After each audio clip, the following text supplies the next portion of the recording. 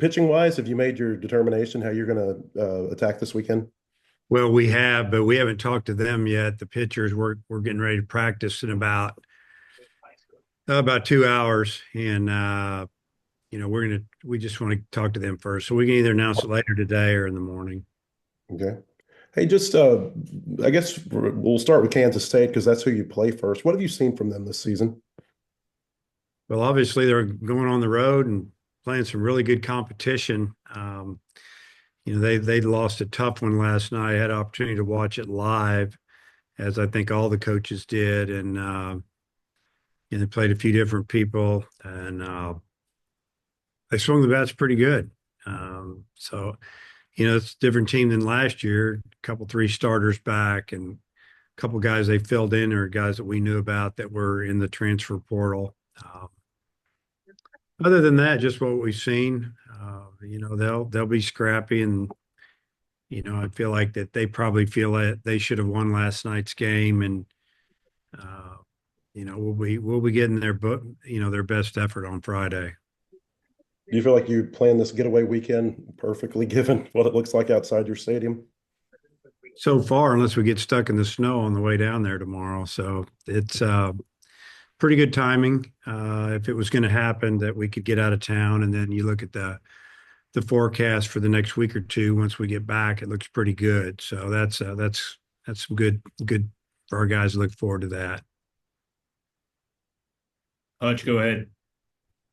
Dave, I guess this is a more appropriate time to ask about is there any added inspiration or motivation, with this being Kansas State and TCU coming up that for the guys that were on the team last year and the year before that?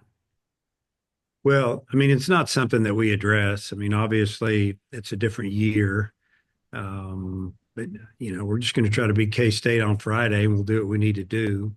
As of right now, unless something changes, we're pretty healthy, and I feel like the team's fairly confident.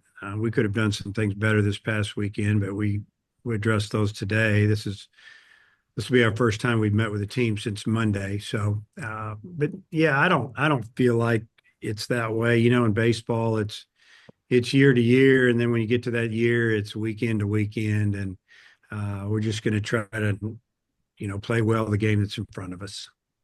And you mentioned Colin Fisher was a guy that you had hoped to be able to get in. Just how has he looked? I guess did he throw a bullpen session since he didn't pitch this weekend? And also Hunter Dietz, kind of what's the latest on him? Yeah, Fisher, we didn't know we were going to run rule him. We had it planned out where he was going to pitch an inning, and we were going to try to get Gibbler an inning, and we did that. And or I think we gave him an inning, but we had him in the pen. He was going to actually throw the last out just to get him in the game, and at a minimum, and then it didn't happen. So he's fine. Seems to be well on his way to recovering from his surgery, to the point where we feel like we could start him, use him in mid relief, or even finish a game. As far as Hunter Deed, still coming back, not 100%. We don't feel like there's any issues there. And now it's more of him just letting it rip, so to speak, instead of not letting it go. We're not seeing the velocity that we've seen in the past, so we've got to see some more metrics before we're going to put him out there. Dudley, go ahead. Yeah, obviously you had four pitchers go between 70 and 80 pitches last week. How does that bump up this week, regardless of which three you send out there to start? Yeah, I mean, if they're fortunate enough to get that far in the game, I would say 80, maybe a little bit more, but not much. Yeah, they all did a great job of giving us 5 innings, and, makes it obviously difficult to figure out who not to start. But, when you start really looking at it, you probably just go with the guys that have had the most rest. Also, as you look back on Hagan's performance down there last year, just talk about that a little bit and how special that was. Yeah, it was set up pretty good with him not having a good opening day outing up here in the cold and the wind. And, I've said this many a time, looking back, we should never have played that game on that Friday in those temperatures and the wind. And, but we did, and didn't go great for him. Short outing. Oregon State, really good team. indoors in his home state. It just all added up to him being electric, and he was. It'll be something that it'd be hard to duplicate that. I think he would have 18 strikeouts or 17, 18 strikeouts, and whatever innings that added up to. It was just an amazing performance. Just really fun to watch. Appreciate it. Jackson. Yeah, Dave, just another injury question. Logan Maxwell, I know he didn't play in 2 of the games. How's he doing? And do you think he can maybe is he back to being ready to play in the outfield relatively soon? Yeah, I'll know more here in a little bit. I did get a message from our trainer today, Corey Wood, that he was good to go. So he said. So we'll run him today and put him through some tests, and it'd be nice to play him in the outfield at least a game this weekend. But we'll make that determination when we see him move today, and then again tomorrow, and maybe even discuss things with him on Friday morning if we're not 100% in by tomorrow after the workout. Gotcha.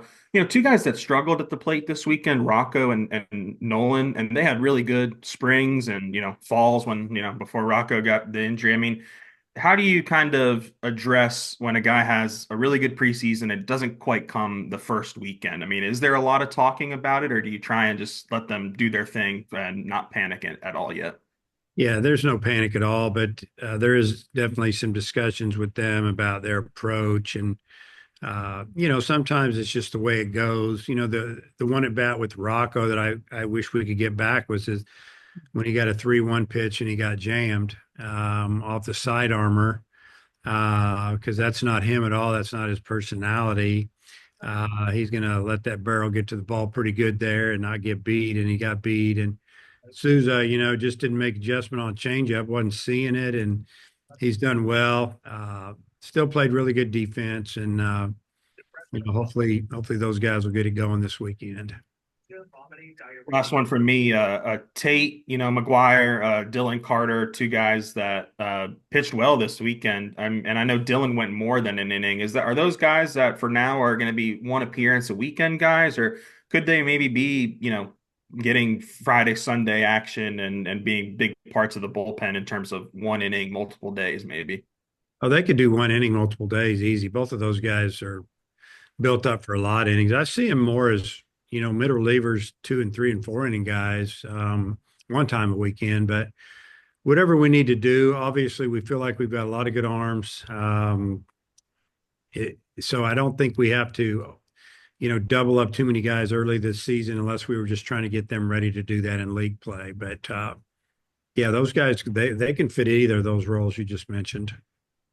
Sorry, I got one more. The whoever does leave the rotation this weekend, what role do you envision for them when they get to the bullpen? And is it maybe different for whoever does it, or do you think that it can be consistent between whoever is that guy that moves from starter to reliever?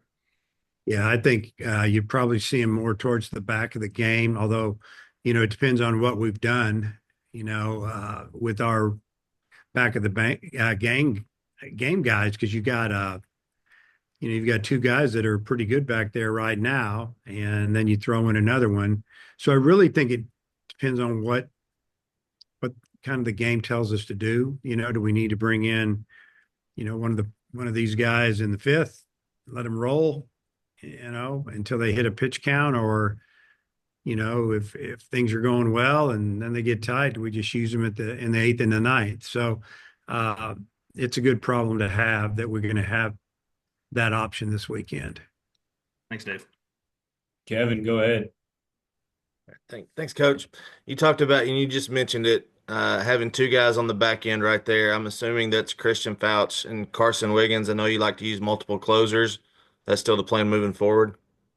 Yeah, that'd be what I see so far. And you think about Wiggins the other day. I read something that said he threw 13 strikes out of 20 pitches, and they were all fastballs. But forgot to mention the 2 breaking balls that were strikes in the box that the umpire missed, and one of them would have ended the game.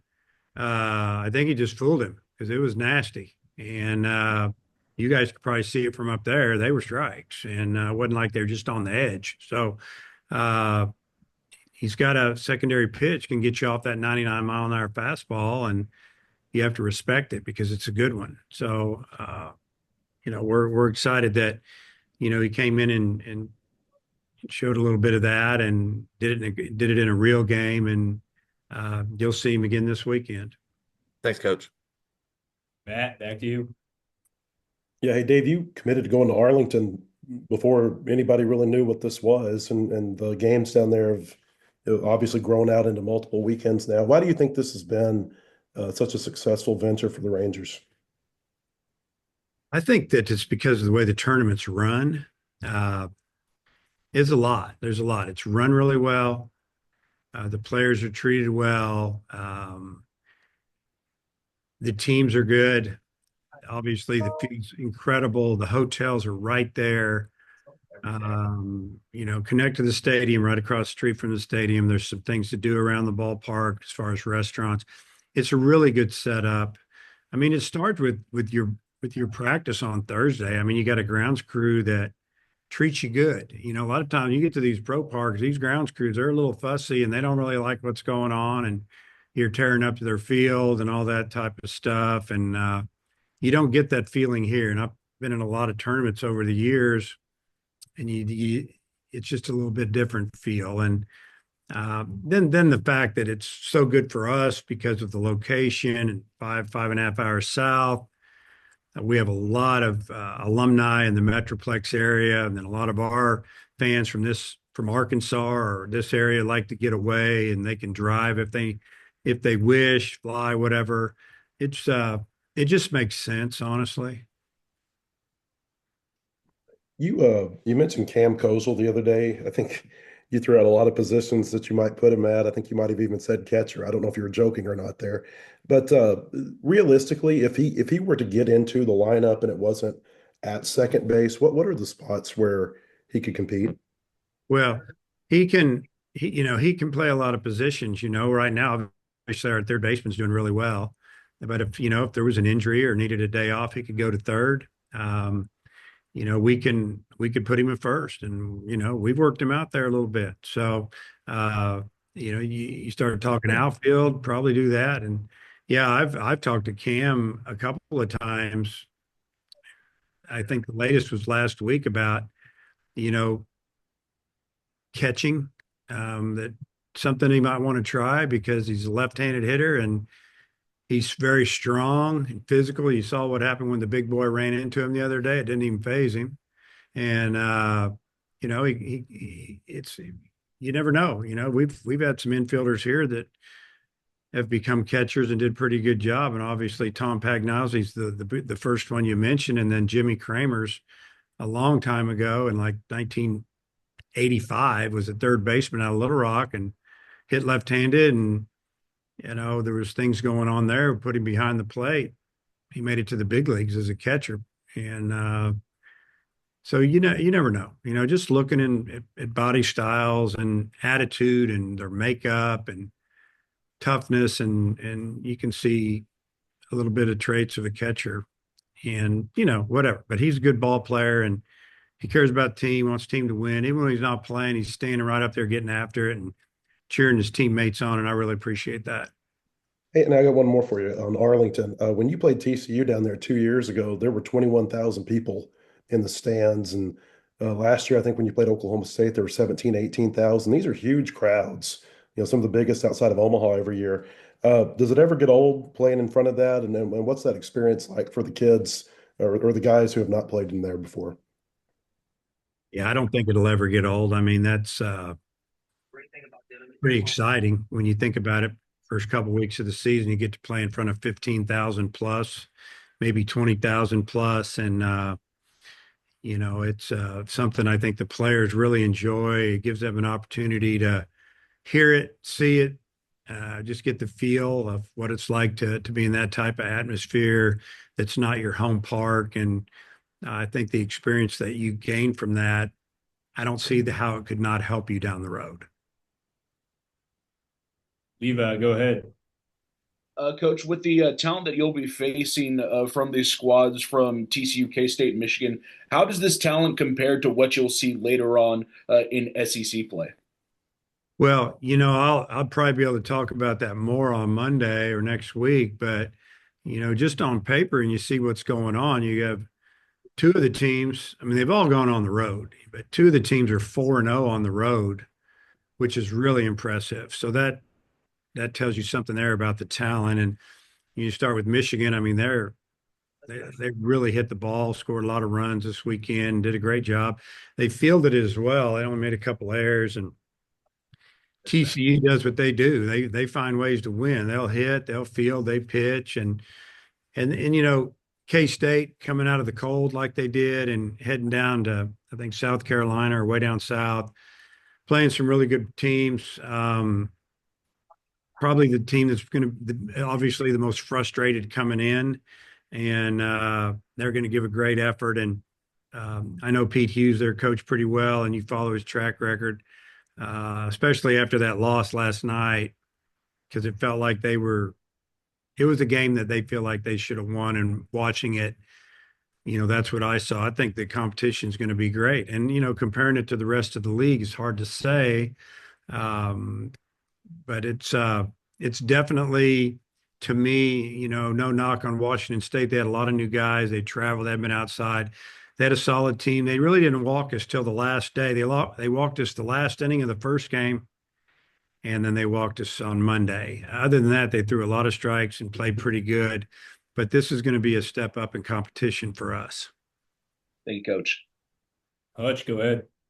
Yeah, Dave, you brought up the play where Kojal basically drew the runner's interference. So just kind of curious, what was your perspective? What did you think of that play that he kind of instigated?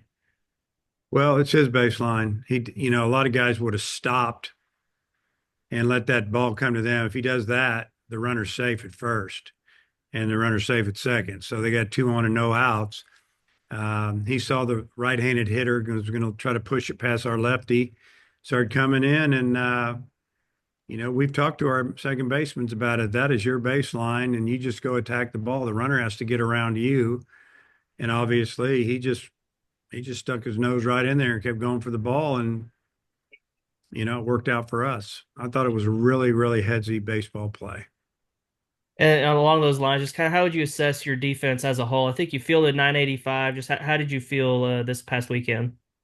Well, we'll start with the outfield. I thought outfield play was pretty average, and they know that. There were some balls that there was some miscommunication. There was some. I felt like a couple of times we needed to be more aggressive and just take control of the ball, and we're going to get that worked out today. And then on the defensive side, infield wise, I felt like that there was probably maybe one double play more that should have been turned, just with a little more urgency. There was maybe another one that there wasn't a grip on the ball as much on the turn, but the third base play was outstanding. Short, same way. First base, we kicked one ball, it spun out of the first baseman's glove that, started a big inning for him to tie it and take the lead or whatever happened there, take the lead. And, other than that, there were some nice plays. I thought Kendall made a great play and right on that ball that was just smoked, and he got up on it and made a catch. And I think that was the lead off an inning. So I would grade us out pretty good. But, me, I'm all about the defense. And if we keep pitching the way we did this weekend, we'll give up some offense to put defenders in there that are a little bit better. BetOnline is the world's most trusted betting platform and your number one source for online betting in 2025. Whether you're a seasoned fan or a first-time bettor, BetOnline is your ultimate game day companion. With the largest selection of odds on everything from NBA and college basketball to the NHL and UFC, BetOnline continues to be your number one sports betting source. From every three-pointer to hat trick, BetOnline has you covered with odds, stats, and more for every game, every play, and every win. BetOnline, the game starts here.